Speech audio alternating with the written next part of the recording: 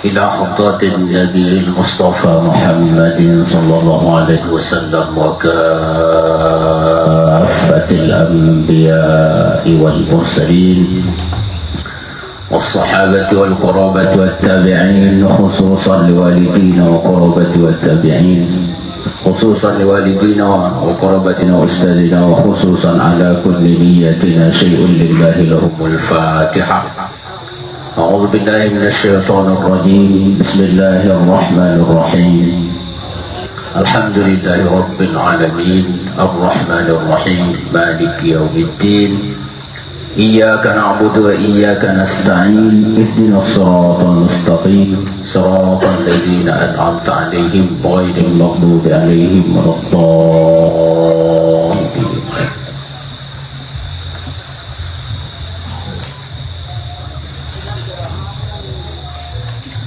أعوذ بالله من الشيطان الرجيم.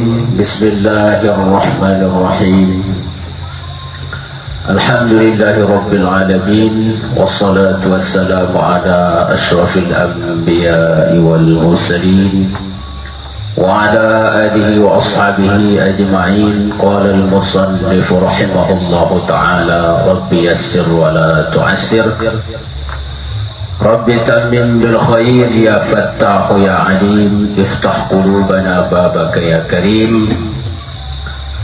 رب اشرح لي صدري ويسر لي أمري واحلل عقدة من لساني يفقه قولي. ولا حول ولا قوة إلا بالله العلي العظيم، ولا حول ولا قوة إلا بالله العلي العظيم، ولا حول ولا قوة إلا بالله العلي العظيم. قال المصنف. Kalau kita baca ke kitab malam kepol, kita mutlakan kitab bawa kitab kol aja dia. Kalau lipo kalau dia ingat ni kan, masa ni mana kepol.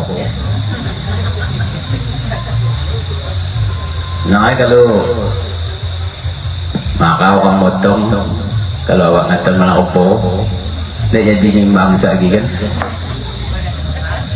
Kalau orang banyak utang nyelang nak tagihan hari minggu ini senang, kalau obonya lagi kan.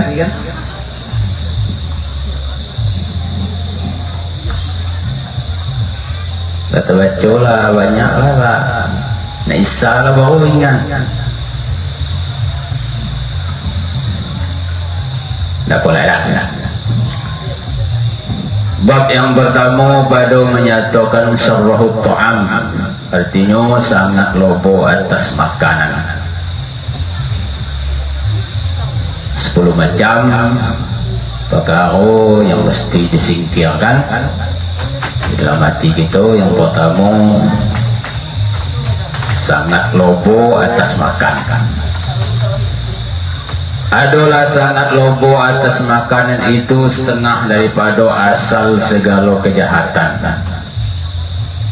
Jadi kita bertakut dikit makan kan, punya benikitnya makan apa yang buat hal. Takut dia nak makan kan, orang punya benikitnya makan. Karena perut itu tempat keluar bagi segala keinginan. Jadi pangkal daripada segala yang kita cita-citakan, kita pengen kan. Terkhusus urusan nafsu dan urusan dunia itu berasal dari perut. Ini bermacam-macam banyak. Makanan masuk ke dalam perut macam-macam lah kepengenan kita dengan urusan dunia. Lalu semacam cuma ni tak banyak lalu. Misalnya dia cuma makan nasi dengan lauk pula. zuhur itu lah makan lain tak hobi. Nah, itu tak kalau banyak hobi ada dia dengan urus dunia tu. Ni hobi berbagai-bagai macam makanan tu.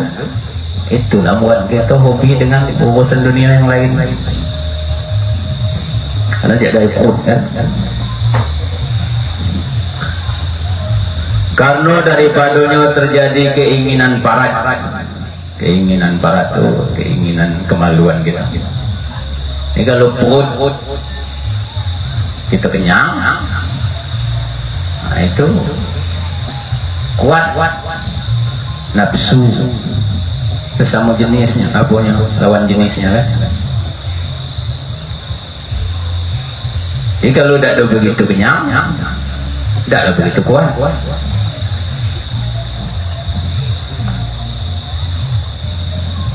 Orang berubat-ubat nyawa kuat, kau nyawa jangan kuat.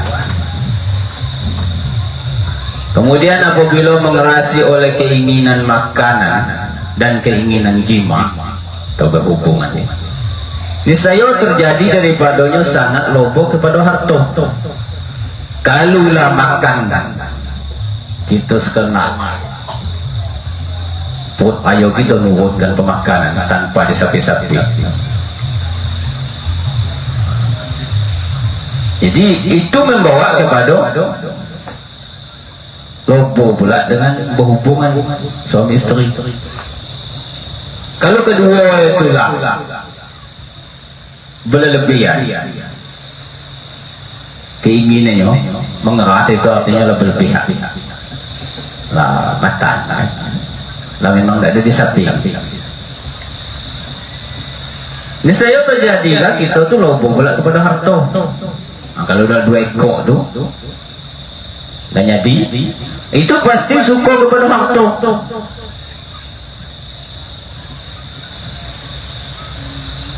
Karena tiada dapat menunaikan 2 keinginan itu melainkan dengan harta. Jadi tak bisa kita nak lobo dengan makanan, nak padek makan, nak makan segala macam. Sudah tu nak berhubungan suami istri melainkan ada harta. Macam mana kita nak banyak makan? Macam mana kita nak makan macam-macam benyawe? Harta datik. Tentu kalau nak macam-macam yang nak kita makan, berarti kita tu bertau, berduit, berado. Mau bisa kita ngabulnya. Kalau tak macam mana nak ngabulnya. Begitu juga berhubungan suami istri. Katakanlah kalau kita segala datik, tak usah kan bini laki pun tak berani dekat bini tu. Takut marah. Kalau kau mainan mencari pegang, kan kena marah. Jadi laki pun sadar kenapa dengan tidak adanya harta itu susah. Susah tu menghilangkan nafsu tu juga. Kena marah.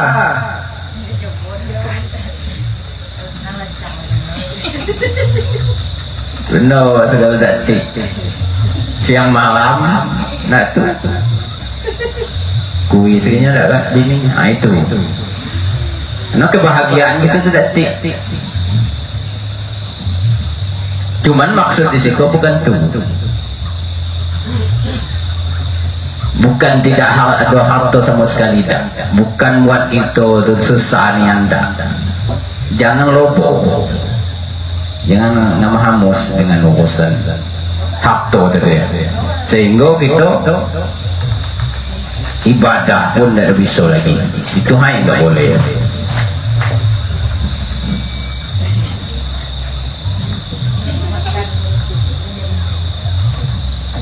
Dan terjadi daripada ingin kepada harta itu ingin kepada kemegahan. Kalaulah kita suka dengan harta banyak, pasti kita suka dengan kemegahan, dengan kemewahan. Dah bisa tidak?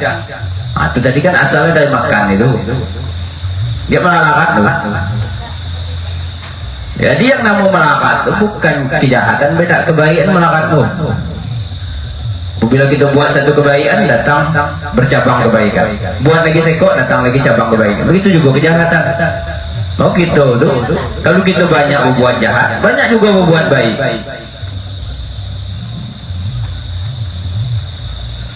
Nah, bercabang. Kalau lah suka harta, pasti suka kemewahan, kemegahan. Tak bisa tidak. Oh ketika orang itu berharta, itu kalaulah banyak, itu nampak dari penampilannya, nampak dari bawaannya, nampak dari cakapnya, nampak dari rupanya, nampak. Nah itu tanda dia ada. Kalau dia datik, nampak kok agak kusut dikit kan.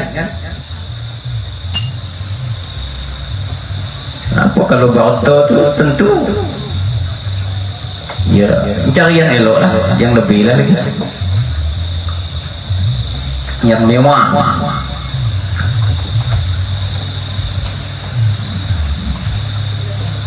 Karena sukar mengusahai akan harta itu melainkan dengan kemegahan.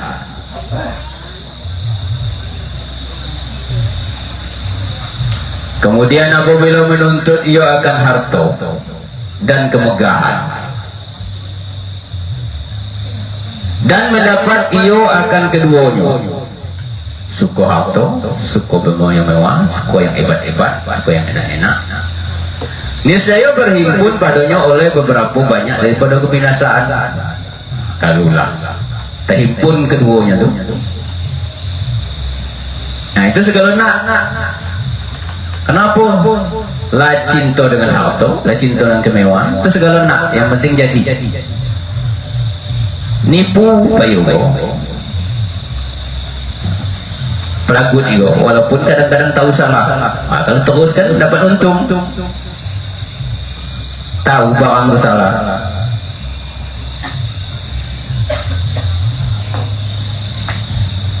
Cuman untungnya ada. Segala jadi. Karena nak harta dia, nak kemegahan dia, nak menyenangkan hawa nafsu dia dengan harta, dengan harta benda tadi. Nipu pun tak masalah. Walhal tahulah benda tidak elok, masih juga teruskan.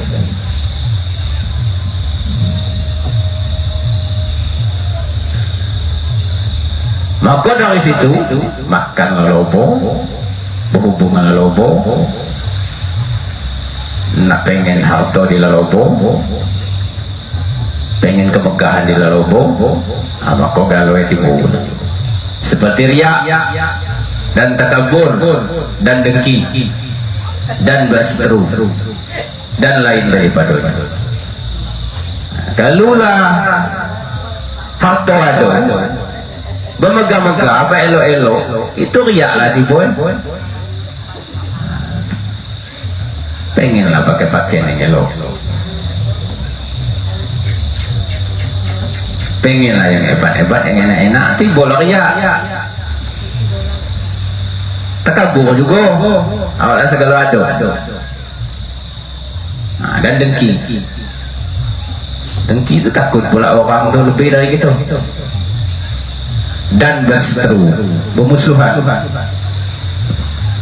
banyak hal jadinya kan. Awalnya banyak auto, banyak keinginan, banyak musuh dan lain daripadanya. Dan tempat keluar semuanya itu perut. Maka karena itu membesarkan oleh Rasulullah SAW akan pekerjaan lapar. Kalau macam tu Nabi apa namanya menyeru. Kalau macam tu lapar kan perut tu, bahaya kenyang tadi besar.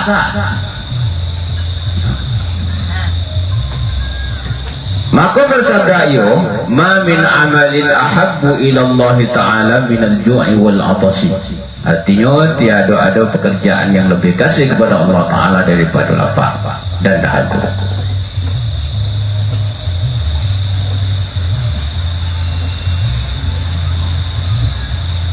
Kau lapar kau,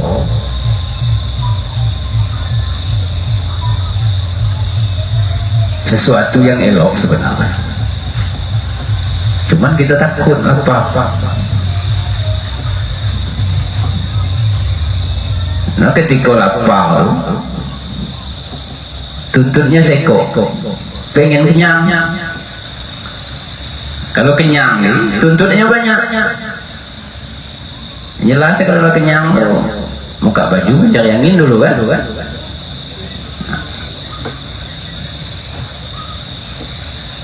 Maksud Nabi itu lapar tuh nyapi gawe gitu dia.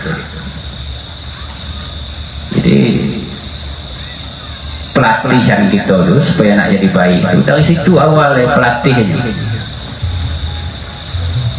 Kalau kita kesulit masa nak jadi baik itu dulu mulai yang tu jauh kan. Jadi itu pelatihannya namanya. Nah, kita kan segala payah, segala dak nikmat, tahu lah. Cuma nak ngerjonya dak selero. Nah itu tadi pelatihnya dak. Sehingga apa yang kita buat dak hebat, dak enak, dak terasa, dak nikmat. Apa yang kita buat dalam kebaikan.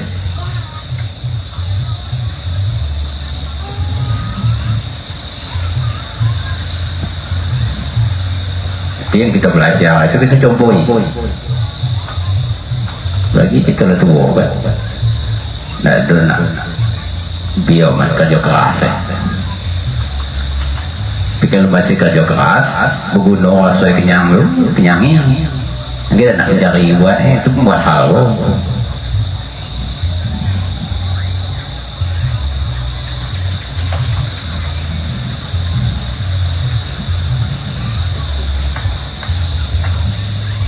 dan sabda ya sayyidul a'mali al-ju'u, penghulu segala pekerjaan itu lapar.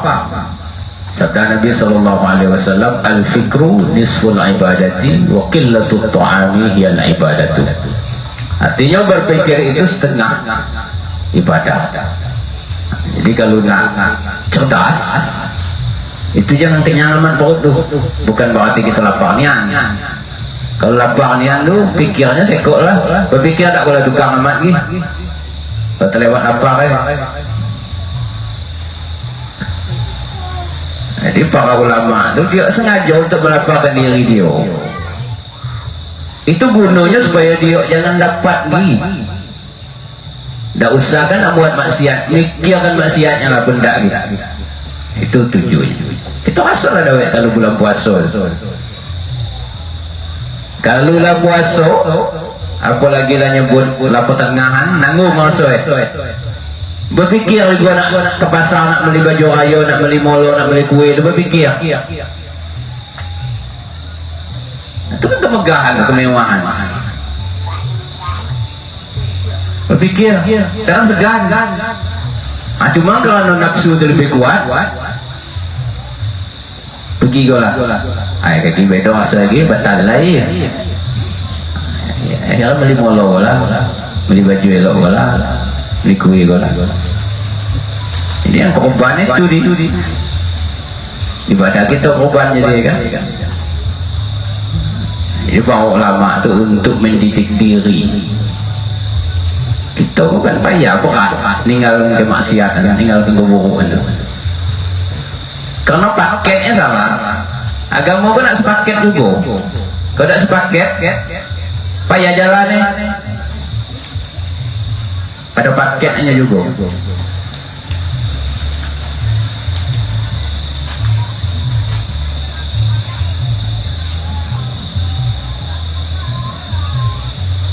Kecuali lah jadi mau nak pandang ni, karena apa? Orang yang sudah jadi seperti para ulama, para wali itu, dia tu nak menjadikan orang lagi bergabung dengan orang. Kalau kita buatlah jahat, berkawan dengan orang jahat, sama-sama jahat. Artinya apa? Kalau kita belum jadi, ada apanya? Cara-caranya supaya jadi.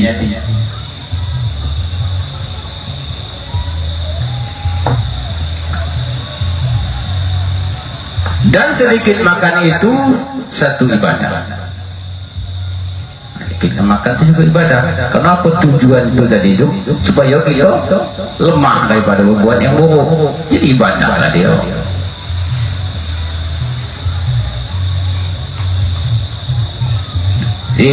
Sedikit itu dibuat, bukan karena tidak ada. Kita ketik itu kalau ada tiknya lah. Jadi lah kau dulu makan. No ada tiknya lah kan. Mantra elok lah. Dan sabda Nabi sallallahu alaihi wasallam, "Afdalukum 'indallahi ta'ala atwalukum ju'an wa tafakkuran wa ab'adukum ila Allah ta'ala kullu akulin syarubin naumin." Artinya yang lebih afdal daripada kamu pada sisi Allah Ta'ala, yang lebih lama kamu lapar. Lebih lama lapar itu sengaja dibuat itu lapar, apa puasa anjing, sehari puasa, sehari dah puasa Nabi Daud namanya. Jadi kalau siapa banyak penyakit lada nak diobati, buat puasa Daud, insyaAllah. Itu salah satu cara pengobatan Nabi. Sehari puasa, sehari makan, sehari dah kan. Tahu terlalu nanggung, buat puasa Senin Kemis.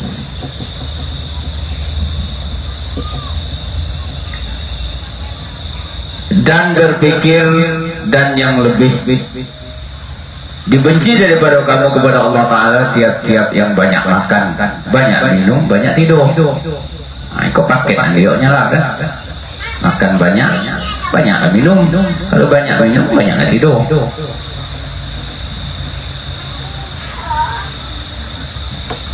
Jadi kalau dikit makan, dikit minum, dikit pula kantuk Dan sabda Nabi sallallahu alaihi wasallam, "Ma mala'a ibnu Adam wi'aan syarran min batnihi hasba ibna Adam luqaimatun yuqimna sulbahu." Artinya tiada memenuhkan manusia akan bejana yang lebih jahat daripada perutnya. Banyak yang dipenuhi oleh manusia bebenar-benar, itu yang lebih buruk memenuhi perut. Memada akan manusia oleh beberapa suap yang membetulkan akan tulang belakang. Menyebut akan segala hadis ini Al-Imam Al-Ghazali di dalam kitab Al-Arba'in fi Usuluddin. Dan ketahui olehmu bahwasanya bagi lapar itu beberapa faedah. Di dalam lapar itu banyak faedah. Setengah daripadanya nipis hati hingga mendapat ia akan sedap mengerjakan ibadah. Nipis itu lembut hati hingga kita dapat nikmatnya beribadah.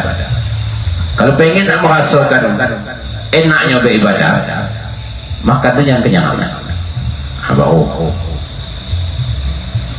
Kita macam bulan puasa tu, kalau tak ada puasa, entah saya tarawih,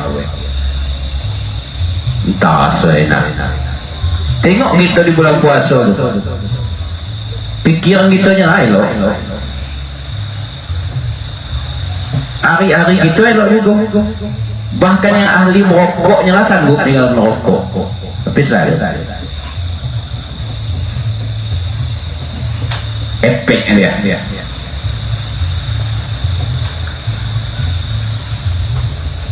Berbuat keburuan orang yang puasa banyak tinggal dia. Berlagi laparnya lah. Enak ni nak ngatoi orang ni. Nak. Berkumpul dia merumpi dia ada daya amat.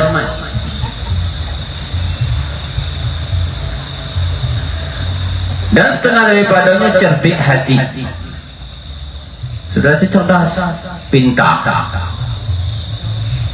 Dari pintar timbul segala kebaikan. Kalau orang tak pintar, dia tak penakut. Kalau tak penakut, itu asal daripada segala kebaikan. Kalau penakut itu segala tak jadi gitu. Tak penakut kan? Kalau laparan itu tak, apalagi awak tak tahu awak benar. Apa nak takut? Kemana sampai lah. Yang takut itu kalau awak salah. Awak salah, kalau tertipu tak usah takut.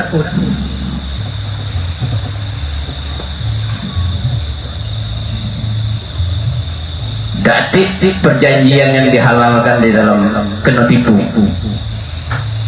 apapun jenisnya. Kalau kita merasa kena tipu, ada perjanjian, perjanjiannya jadi batal.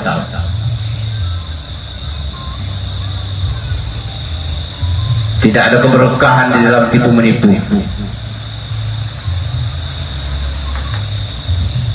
Tidak ada kebenaran di dalam tipu menipu.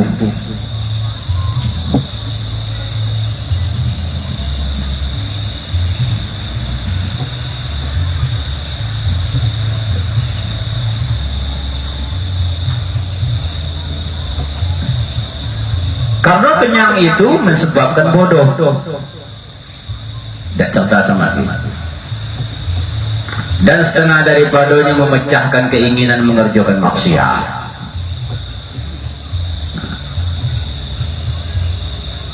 Dan mengerasi atas nafsu yang sangat menyuruh dengan kejahatan.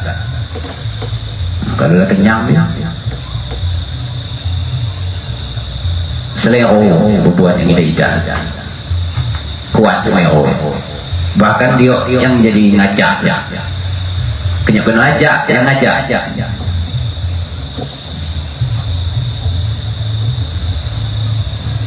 Dan setengah daripada ringan tubuh bagi sembahyang tahajud kalau lapar.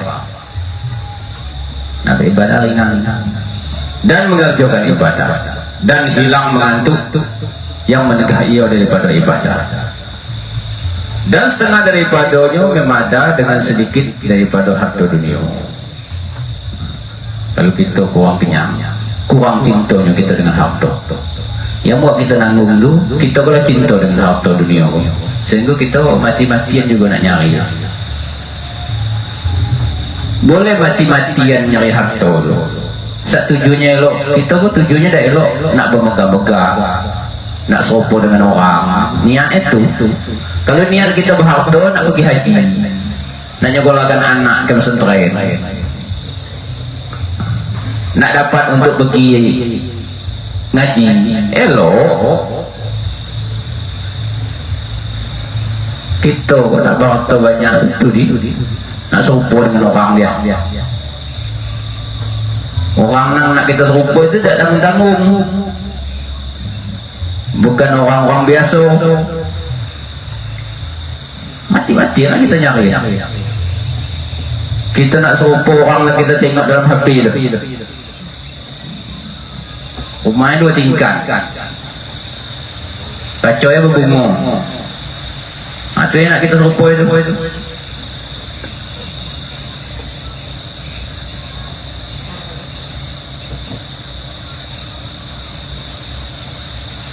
Adapun kenyang, maka ada padanya beberapa kebinasaan.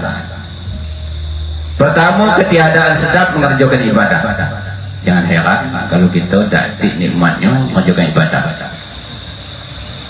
Tak ada gemar amat, asal mengerjakan. Ngaji asal ngaji, semayang asal semayang, asal mengerjakan. Bukan kerana sentuhan batin dia nyok.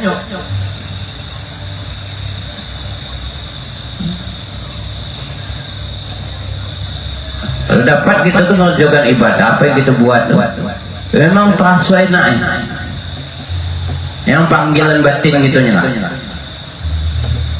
Memang tiba hikmah.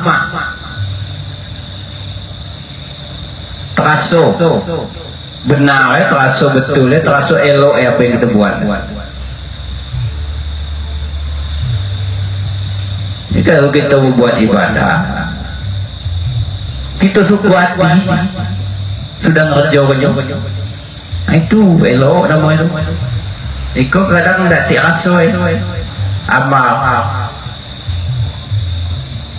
barangkali disiko kesalahan. Kedua, menambah keinginan nafsu. Kalau kenyang nih, nafsu bukannya tersapi, batama, tidak usah nak berubah. Ketiga, ketiadaan kasih akan yang miskin. Kalau kita kenyang, kita tidak ada siang dengan orang miskin. Kita tidak ada merasa jadi miskin, tidak terasa-rasa dia buat. Jadi orang itu kalau Tuhan nak jadikan dia elok, itu dijadikan Tuhan berbagai macam musibah supaya dia merasakan macam mana rasa, macam mana rasa lapar, macam mana rasa ketika kita datik, macam mana rasa kita lagi berunding tidak dapat. Jadi kalau kita pernah merasakan galau, kita tak rasa-rasa, naklah kita nolong orang. Kalau kita tidak ada merasakan itu,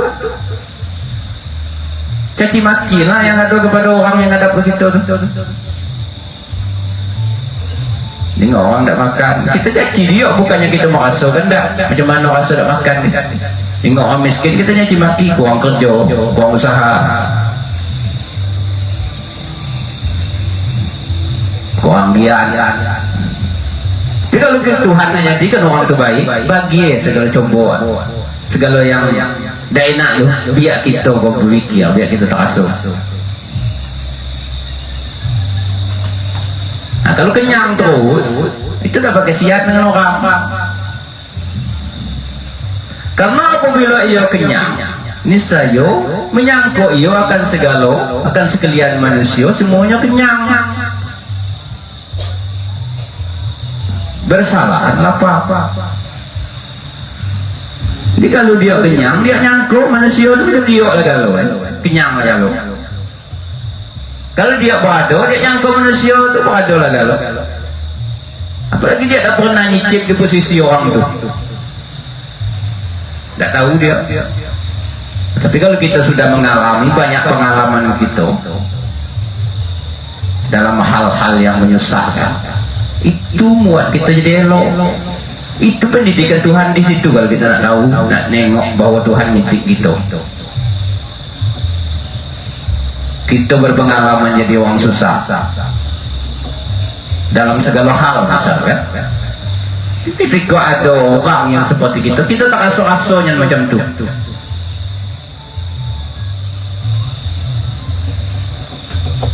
Tak adalah kita tiba sangka buruk kita dengan seorang, sangka baiklah. Maka jadi baik kita dengan orang tu, kita tolong.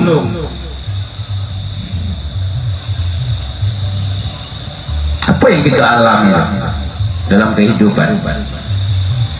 Susah masalah ekonomi, susah masalah menghadapi anak, kita tak rasa-rasa. Kalau anak kita baik, kalau kita nyaci maki orang yang anak buruk, tak terasa di kita. Cuba tepat di kita, dari mana?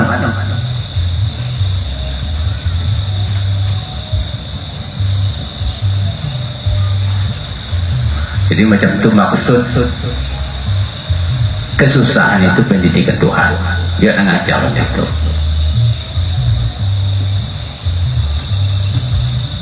Maka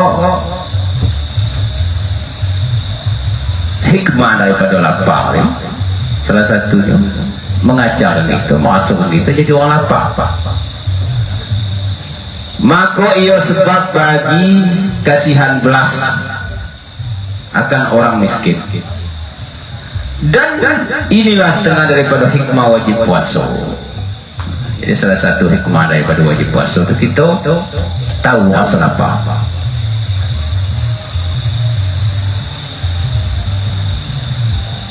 Jadi kalau kita pikir-pikir,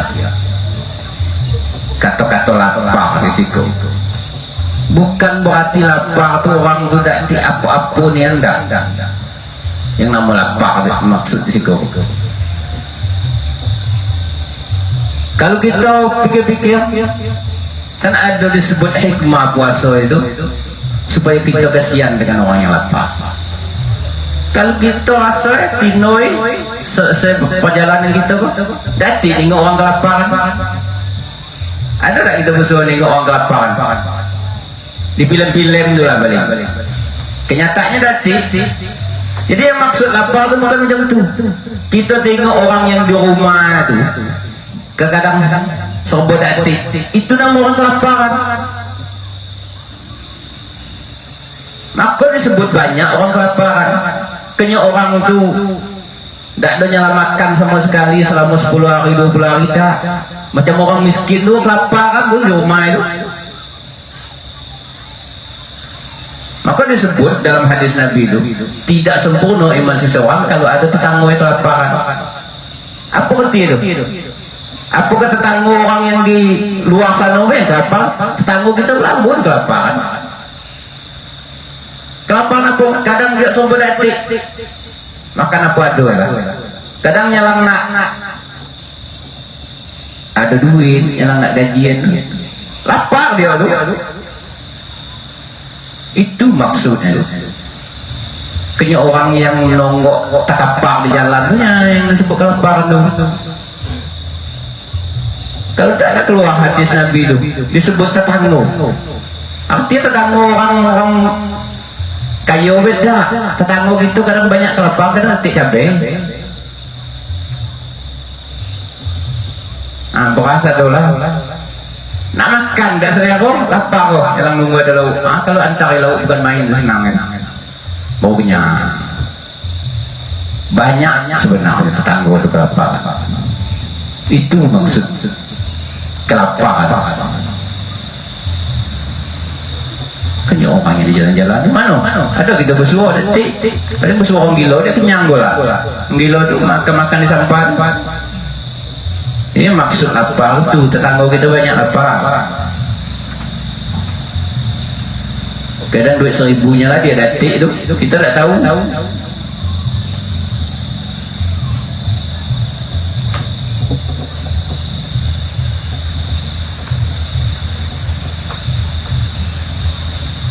Mana ada yang bisa menyimpan rasionya orang apa? Mungkin tersangkut tangguh tu ya Bapak.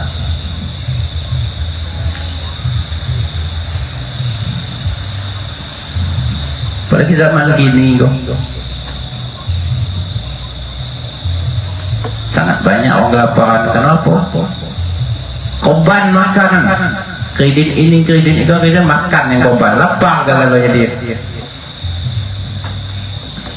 kredit itu tuntut anggo si malakama kan dah ada macam kau anak gila dah ada buat kredit kan motor kan si malakama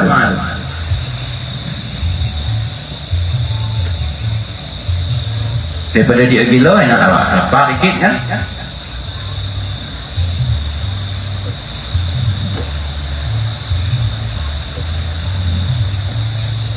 Ini maksud lapar itu.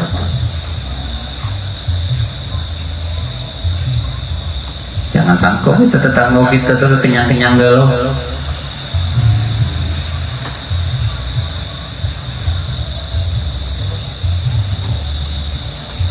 Apalagi kita masak-masak yang enak, ketium dah dia kan main lagi kan.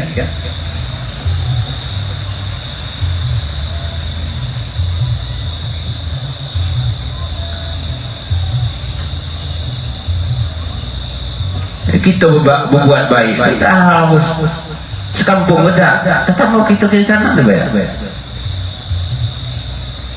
Kalau mak itu kalau berfikir hebat lah.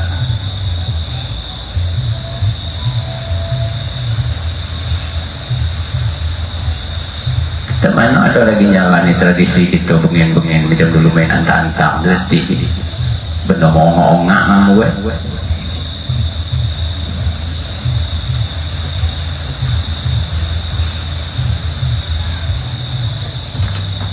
Dan keempat, lemah daripada mengingat akan ilmu yang memberi manfaat. Pelupa kan. Kelima, bahwasanya orang yang sempurna iman itu pergi datang ia kepada masjid. Dan orang yang banyak kenyang itu lagi datang ia kepada jamaah. Makanan tak zuhur atau yang nak ke masjid, elok ke jamaah jadi ya kan kenyang. Dia jadi ke masjid berbuka kenyang. Dia jadi kita awet nongok dalam mesir nak tarawih, tinggal serakaat, pasal dia ada tarawih, boleh lah sebenarnya tarawih. Biarlah orang tu lah 20 rakaat, 19 ke 20 masuk, boleh lah. Kau tak asal tinggal serakaat anak dia, asal ada tarawih.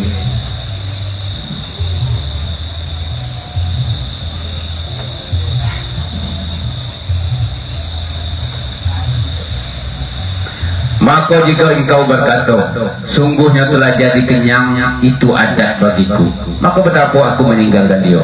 Macam mana kalau ada orang yang nyebut berkata, awak dah telatnya lagi nak berapa tu, dah dari kecil kenyang bagaimana, namun ada lapar kan macam tu. Jadi adat kita, jadi tabiat kita kenyang tu penting. Maka dijawab bahwasanya yang demikian itu mudah. Itu ulama jawab mudah. Atas mereka yang menghendaki akan dia dengan diansur-ansur, beguyu. Kau nak mai batin kita beguyu. Dan yaitu bahwa mengurangi engkau pada tiap-tiap hari daripada makanan engkau yang biasa qadar suap, yang biasa qadar sesuap, hingga mengurangi engkau akan sepinggan di dalam sebulan. Jadi beguyo saya sepinggan dalam sebulan itu kurang.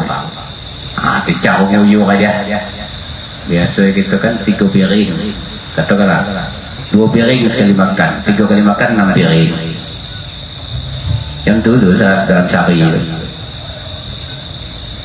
Dalam sebulan itu hilangan sepiring dulu, sepinggan kan. Maka tiada nyata bekas mengurangkan itu pada diri engkau. Tak terasa lah pasal kita menguranginya kan. Kalau kita langsung ada bertahap, terasanya itu galak dah jadi.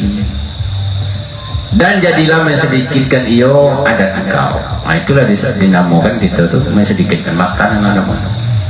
Dan ketahui olehmu bahwasanya mensedikitkan makan itu 3 pangkat, 3 derajat, 3 keelokan. Pertama pangkat as-siddiqin, orang yang mengurangkan makan itu termasuk pangkat siddiqin, yaitu menyimpankan atas qadar yang memelihara badannya daripada binasa. Dia yang dinamakan pangkat siddiqin, orang yang cuman untuk negapkan badannya supaya dapat tegak beribadah, supaya dapat berjalan untuk beribadah, supaya dapat berfikir untuk beribadah. Dan yaitu qadar yang ditakuti dengan sebab kurang daripadanya akan binasa akal atau mensebabkan mati.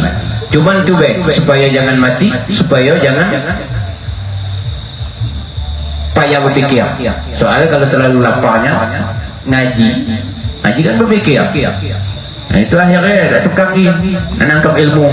Sekedar tu untuk makannya supaya akalnya masih bisa jalan, dirinya dah mati. Itu namanya pangkat siddiqin, orang yang buat qadar makannya itu semacam tu. Yang kedua bahwa terpada ia dengan setengah cupak tiap-tiap hari, dan yaitu memenuhi sepertiga perut. Dan atas yang demikian itu memperbuat oleh Sayyidina Umar radhiyallahu anhu dan jemaah daripada sahabat, karena adalah makanan mereka itu segantang syair, gandum, pada tiap-tiap 7 hari. Jadi secupak, sejumput macam kau sekali makan.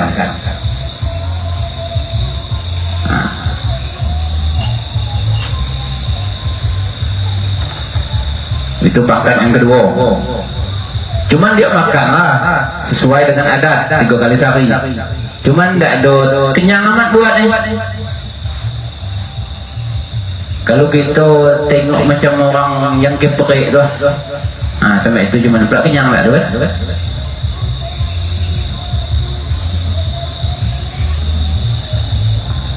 Yang ketiga bahwa memadakan secupak tiap-tiap hari.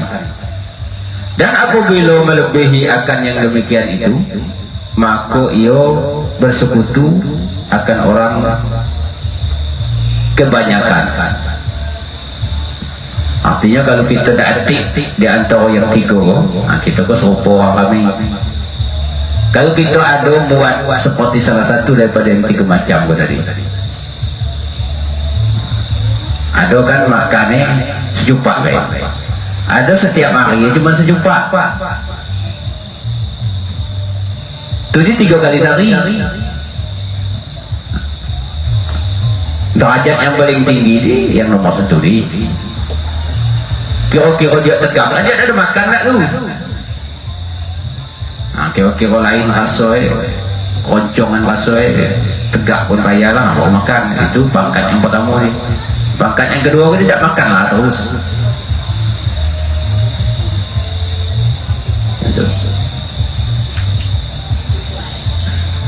Dan masuk di dalam membanyakkan makan. Kalau kita dah atik di antara model yang 3, kita tu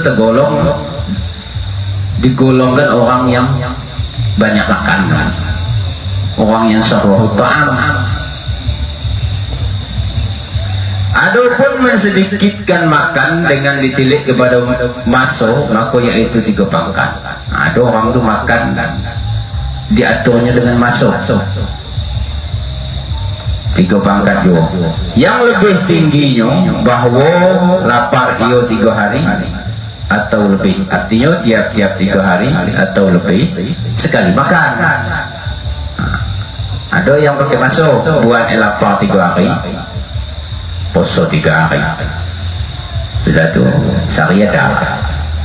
Maka sungguhnya adalah Sayyidina Abu Bakar radhiyallahu anhu lapar ia 6 hari. Sudah 6 hari maka apa pula 6 hari itu maka itu gawe Sayyidina Umar, Sayyidina Abu Bakar. Dan adapun yang pertengahan bahawa makan ia pada tiap-tiap 2 hari. Ada yang 2 hari, 2 hari tidak makan, 2 hari makan gitu. Dan yang lebih rendah bahawa makan ia tiap-tiap hari sekali. Yang paling rendah tu sekali cuma sehari makan.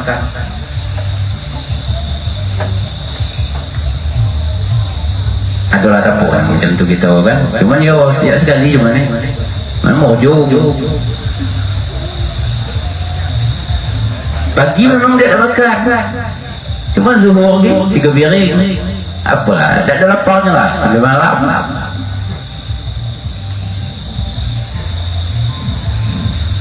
Nyok itu maksudnya tu makan aja dikit lah, cuma sekali sehari.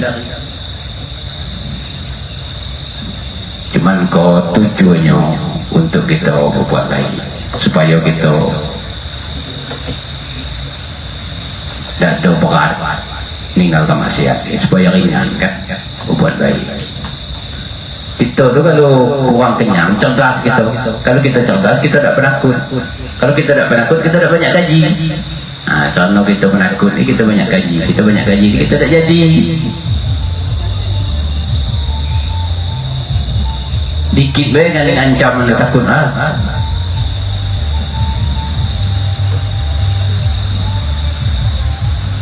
Untuk orang yang bukan pekerja kerasnya, dan orang yang bekerja keras,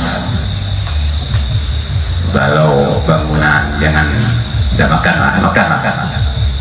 lagi, dah nak dia orang ngajak kerja kacau pula kan. Masalahnya banyak jadi gara-gara tak makan ni orang dah nak ngajak kerja, kesudahnya bini dah nak dengan awak. Buat hal tak, kalau buat hal macam tu jangan kaji dulu.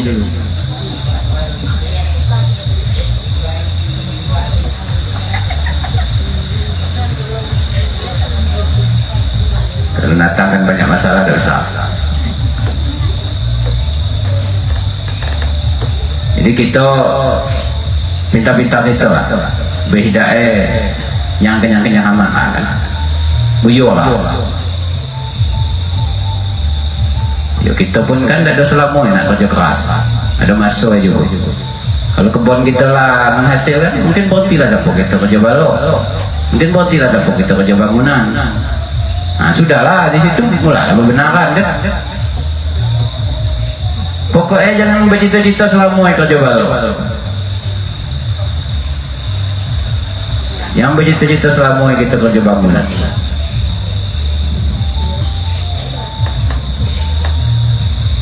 Saya kerja saya ringan, man saya tak pengen kalau bercita-cita selama-lama tak.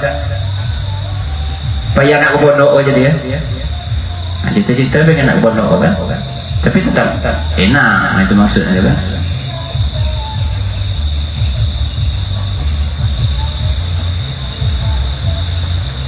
Apalagi kerja bukan, jangan lagi cita-cita kan sama-lama.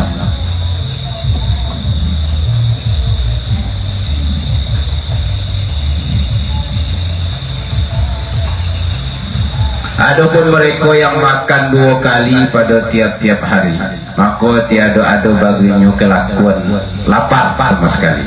Jadi ketika kita tu makan 2 kali sehari, kita tidak masuk golongan orang-orang yang mensedikitkan makan. Jadi kita dapat menjadi golongan itu. Katakanlah kalau kita ke orang Islam, apa dasar kita supaya dikatakan Islam? Kan macam tu. Ketika dalam ibadah macam tu juga, kita ambil standar supaya kita itu disebut orang-orang yang seperti itu. Standar Islam apa? Semaya. Sudah itu mentauhidkan Tuhan. Tauhidkan Tuhan, semaya. Nah, itu standar Islam. Walaupun dia maling, walaupun dia nipu, maksiat segala macam, tapi dia masih disebut Islam. Nah, begitu juga kita. Kalau nak disebut orang tergolong orang yang bukan sarwahut ta'am, ambil salah satu zikir. Jadi kita asal nanti makan kita 3 kali sehari, sikok 2 kali sehari, paling kurang disebut orang yang bukan sarwahut ta'am. Nah, jadi kita tangguh pertama kita belum lewat. Kita pun bagi tahu diri kita bahwa kita tangguh pertamanya lalu belum lewat. Kalau kita banyak bercita-cita baik, payah asal wajah-wajah begitu. Naik tangguhnya lah belum, paling kita sampai ke atas. Dan adalah ia meninggalkan kelebihan lapar. Jadi kita heran dengan orang-orang alim, orang hebat. Sangka kita dia penuh ilmu. Barangkali kan kita menyangka dia belajar giatnya, belajar lamanya, belajar penuh guru. Dia menjalani orang yang menjalani apa namanya pendidikan lapar ini diberi Tuhan ilmu laduni. Ilmu laduni itu ilmu yang belajarnya dikit, ilmunya banyak. Tuh. Guru-guru hebat tapi yang belajarnya dia 40 tahun belajar penuhnya ilmu laduninya. Heran gitu kan, orang tuh belajar sampai kemana-mana, cuman ada sehebat orang yang belajar cuma sekitar 6 tahun dia jalannya. Jadi ilmu laduni itu didapat di 2 macam, satu di lapar, 2 di zuhud. Lagi ada pelajaran zuhud. Zuhud itu dia berbuat itu tidak kerana urus dunia terus dah, walaupun dia kerjakan urus dunia, tujuan dia akhirat. Kalau itu zuhud namanya. Nah, di situ Tuhan bagi ilmu laduni. Kadang-kadang guru-guru gitu tuh bukan main lagi ilmunya, bukan dia lama belajar, ilmunya langsung dibagi Tuhan. Katakanlah sekali duduk belajar mungkin kita dapatnya 10, dia dapatnya 1000.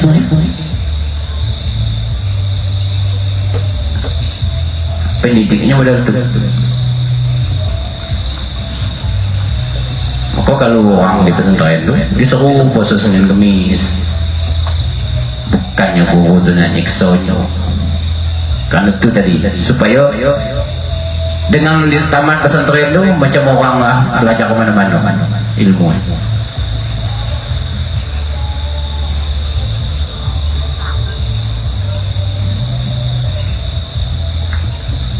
Di ilmu itu bukan karena dibelajar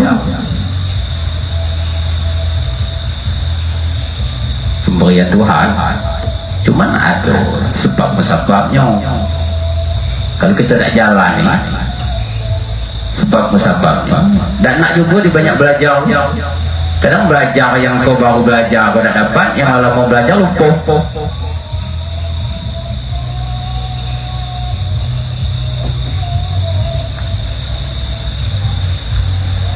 Kebanyakan para ulama-ulama besar itu bukan karena dia banyak belajar.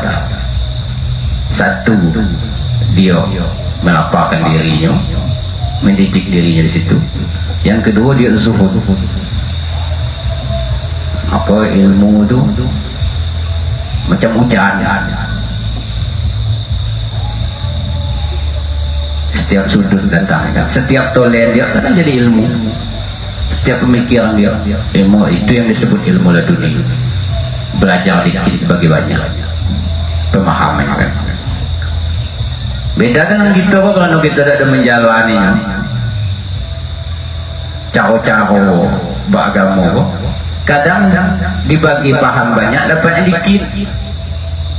Terbalik kan, guru nerangnya banyak, awak dapatnya dikit. Nang bedo lagi salah paham, salah dapat.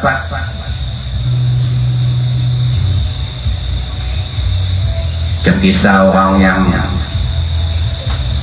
budak yang belajar tidur,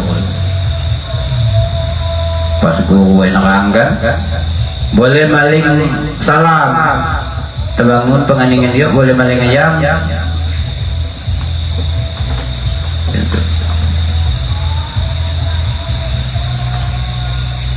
Ilmu boleh juga kita sharing kan, takut ilmu yang kita bawa ada salah lagi.